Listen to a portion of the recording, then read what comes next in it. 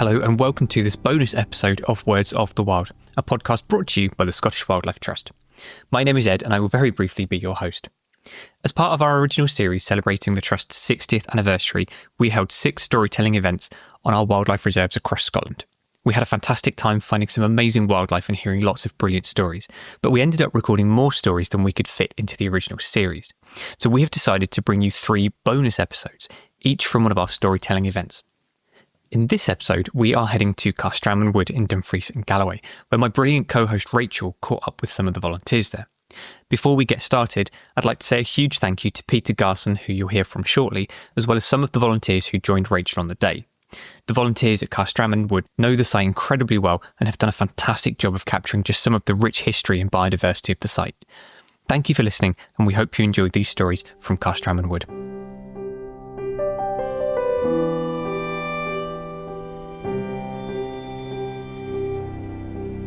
Morning everyone, welcome, thanks for coming.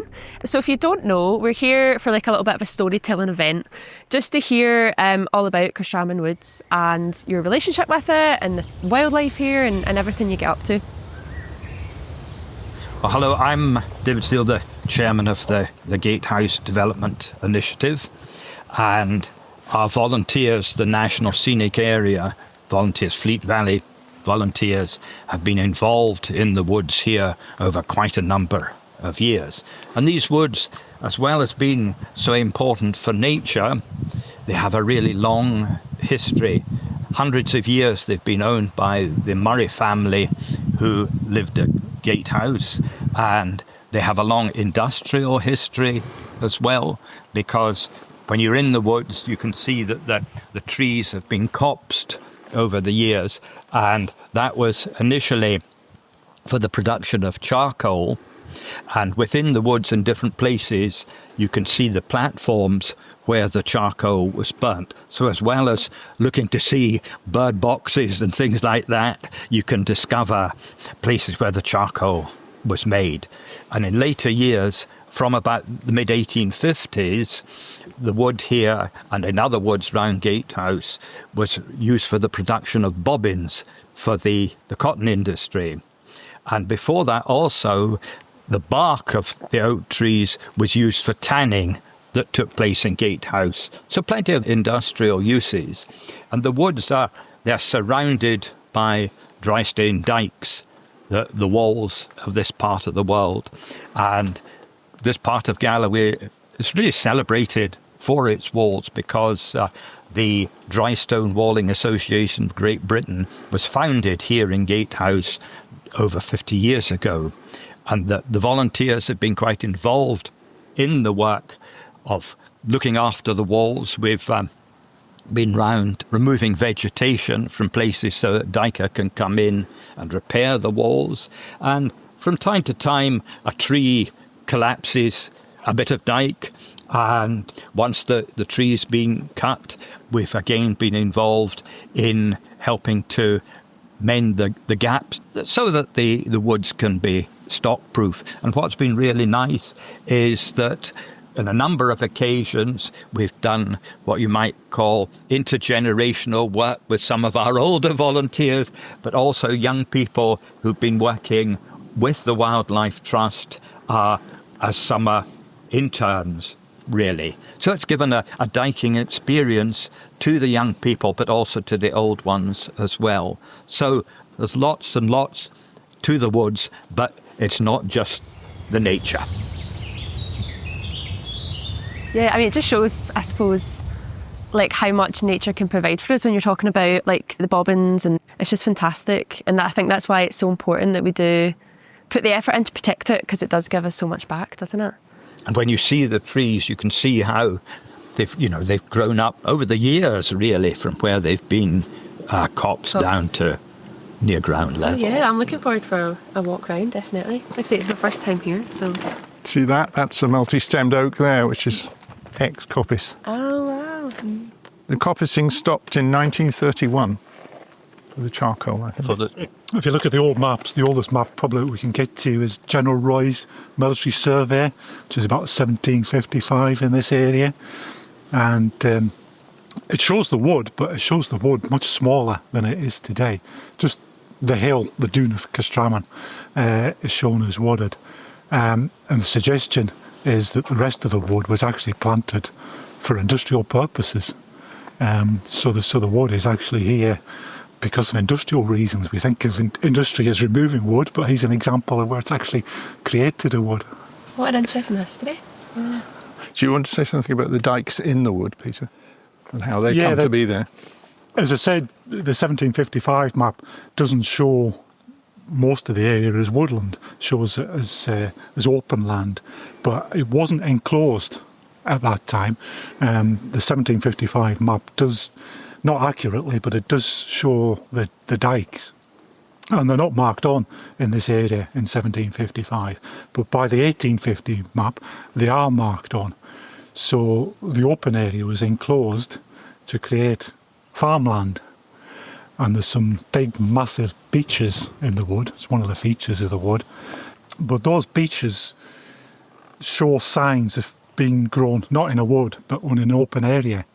So probably what happened is that the open area was enclosed with the dikes. They planted the beeches grew big and tall, and then we don't actually know the exact date, but it could be when it came into the Murray ownership, which is 1799. The wood was then planted for industrial purposes. So the dikes and the beeches are in the wood now, but they didn't originate in the wood. And David, you know about what those dikes were built for, I think, don't you? In the wood. It was to enclose the cattle, wasn't it? Well, they would be certainly for the livestock that was here. The Murray family, they were very involved, more down at Calais in the fattening of black cattle from the early 18th century, which were then driven down to the growing markets in England. Wow. So that was another big industry, the fattening of cattle. Of cattle, yeah. Mm-hmm. And these big beeches are very interesting because they're very spread-eagled. And now a lot of the big boughs of them, because they're 250 years old, have fallen onto the ground. Some of them have rerouted. But they're very open in structure, which is evidenced by those who know about these things, that they grew in open ground originally, and the oak forest was planted subsequently. Okay. So it's quite an interesting take. It's a really interesting make-up almost, yeah. Yeah.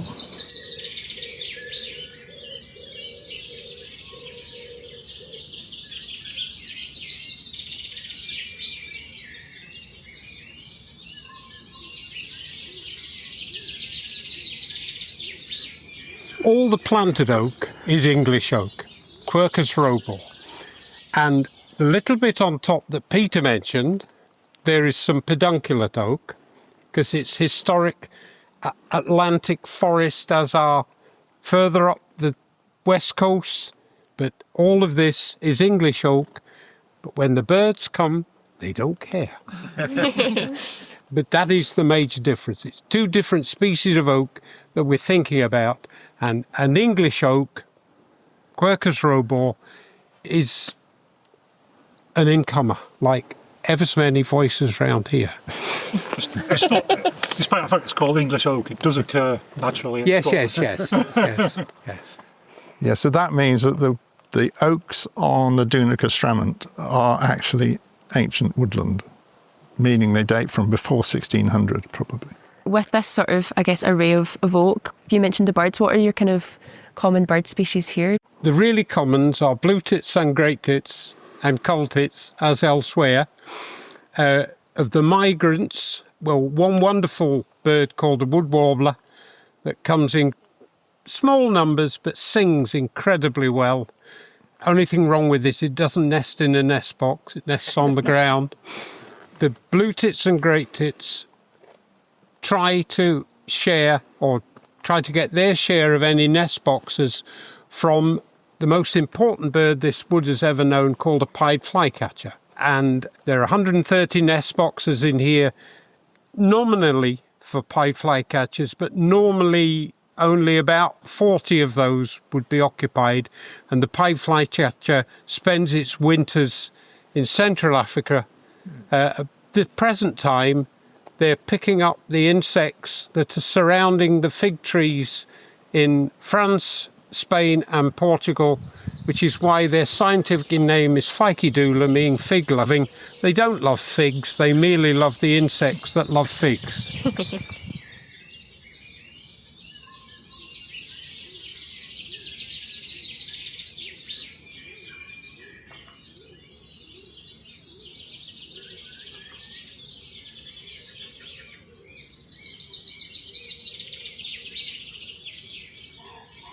Two things people talk about here.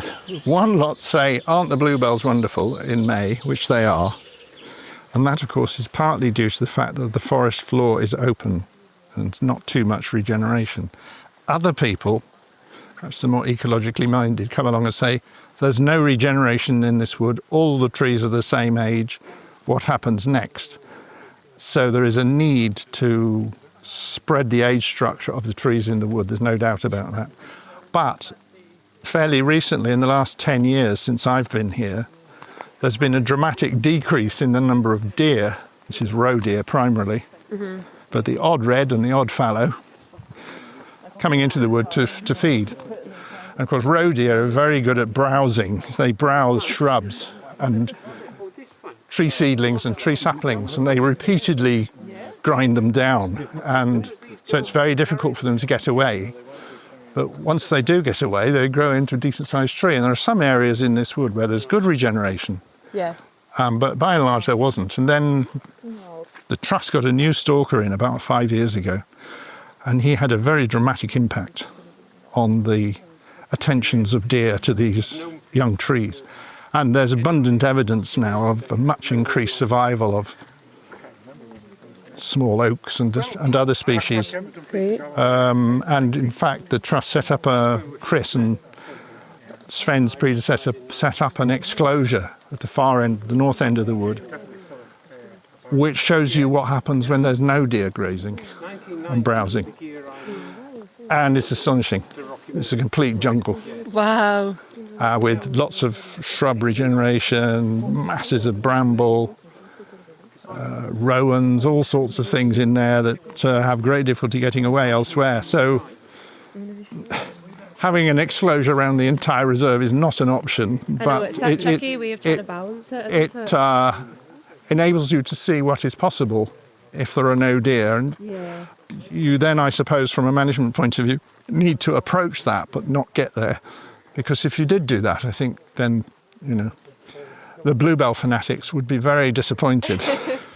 Because I think the bluebells would be shaded out. Yeah.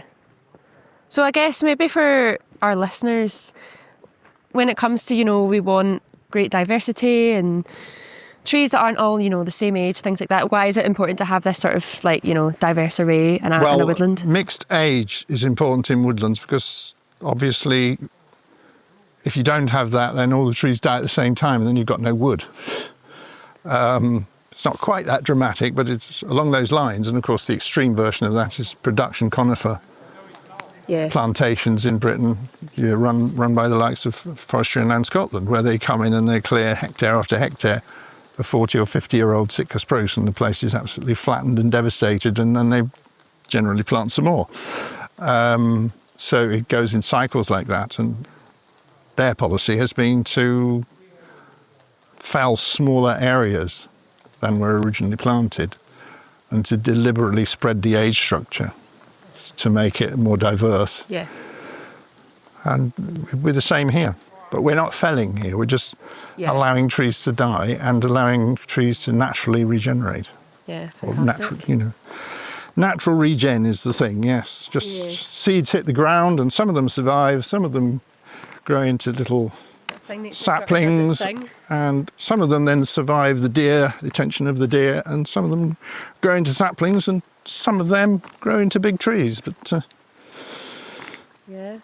as with young blue tits, the attrition rate is very high. I mean, it's a beautiful woodland to walk through. It is, yes. It's fantastic. Especially these old beeches. It sort of has the look of a sacred grove to it, to me.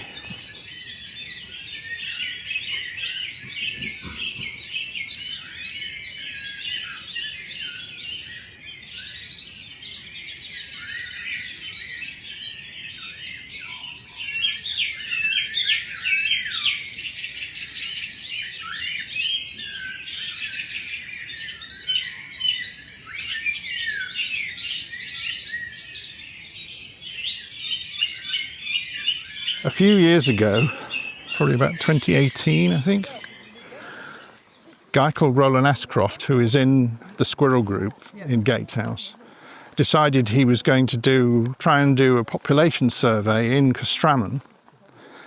And so he put up, I think, 11 trail cams with associated flip-top box feeders with nuts and seeds in them for red squirrels. And over the course of several weeks, he collected several thousand photographs of squirrels visiting these boxes. And then he had the awesome task of finding out how many individual squirrels visited each box and how many squirrels visited more than one box. Okay, how do you go about doing that? Well, after several weeks' work, the answer was 8. Which means that density-wise, you've got 1 squirrel per 10 hectares. Yeah. Which means 10 squirrels per square kilometre, because Carstramon is a bit less than a square kilometre. Grey squirrels evolved in an oak hickory-dominated forest type in North America. And the oaks over there, like the oaks over here, have very high tannin levels in their acorns, and grey squirrels have therefore evolved the ability to tolerate tannins in their diet to a much greater extent than red squirrels have. So that's why grey squirrels have a tremendous feeding advantage in deciduous woodlands everywhere in the UK compared with reds. Hence, their ability to outcompete reds over the vast majority of England and Wales. And they're now here, the grey squirrels, trying to repeat the performance north of the border. And there are still red squirrels in northern England, which are also confronting the same problem. The humans involved, like me, are trying to control the grey squirrels to at least a low density so that the red squirrels can persist in these sorts of places.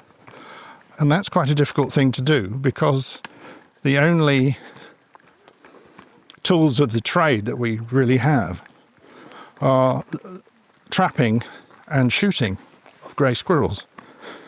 But obviously you've got to be very sure that when you do that activity successfully, you're not damaging the red squirrel population at the same time. So trapping is very laborious, because you have to go around the traps very frequently, several times a day preferably, in order to let red squirrels, and indeed other bycatch species as they're called, birds for instance, pigeons, pheasants, whatever, that go in for the seeds and nuts that we leave for the squirrels, to let them out. And there's a bigger problem, and that is that the grey squirrel carry this squirrel pox virus, which really quite a high proportion of them carry, but it's completely benign in grey squirrels. They just carry it and they don't suffer from it at all. But if that virus infects a red squirrel, it will die within 3 days to a fortnight. And red squirrels that are infected with the virus are highly infectious themselves, much more so than grey squirrels are. So an infected red still alive and roaming about and spreading the virus is the scary prospect that we confront all the time. So the policy is to try to capture such squirrels, red squirrels, and take them to the vet and have them humanely euthanized, and then checked for the virus, although the external signs of the disease are very obvious, and most of us know when we've got a red squirrel with squirrel pox in our hands. Many of them, of course, die. Many of them may die in drays, which of course is bad news, because squirrels share drays. Not necessarily at the same time on the same day, but they go into them successionally. So that means if you've got a freshly dead red squirrel with squirrel pox in a dray and another squirrel comes in there, it is highly likely to get the disease. Similarly with things like feeders and traps and bird feeders in people's gardens. If you've got reds and greys visiting at the same time, you're highly likely to facilitate the transmission of the disease, all of which is bad news for the reds, of course. Now, the other problem about grey squirrels is they're bigger, they breed faster, they can have 3 litters a year. Red squirrels never have more than 2 as far as we know, and many of them only have 1. And the grey squirrels live at far higher densities, especially in woodlands like this, a mixed deciduous and coniferous woodland, all of which counts against the red squirrel in a situation where they're co-occurring. So they tend to disappear without any influence of pox in a few years, shall we say, 5, maybe 10 at the most. If you have an outbreak of pox in the red squirrel population, they can disappear in a couple of months. But there is a knight in shining armour, if I can use that term, in the shape of the pine marten, which has made an absolutely miraculous recovery in Scotland, particularly in the Highlands. It was restricted to an area of the Northwest Highlands where it was living in rocky scree because it had run out of woodland to live in, because it had been persecuted virtually out of existence throughout Scotland and the rest of the UK. And a combination of legislation and education has resulted in a massive expansion of the pine marten's range. So it's now occurring right across to the east coast of Scotland, having spread from the west in the Highlands. And also there's a reintroduction of pine martens done by the then Forestry Commission into Glen Trool, which is a bit west of here, in 1981. A small reintroduction, but some of those animals survived, and they lived in the Galloway Forest Park, as it now is, more or less exclusively, I think, for probably 30 of those years. And then they started to break out because there were enough of them to get out of the wood. And since then, there's been a major expansion of pine marten distribution in southwest Scotland. And this has been accompanied by the putting up of den boxes for martens, both in the conifer forest from which they originated, where there are very few or no tree holes, so it's not a very good place for pine martens to live, and they've certainly taken to those boxes in a big way and have doubled in density and have produced more young, and the result of that has been that more martens have come out of that woodland into these kinds of woodlands where they seem to be prospering. And our efforts now, putting boxes up, not only in this reserve, but in many of the other surrounding woodlands near to Gatehouse, is going to further encourage the pine martens to help us, to help the reds.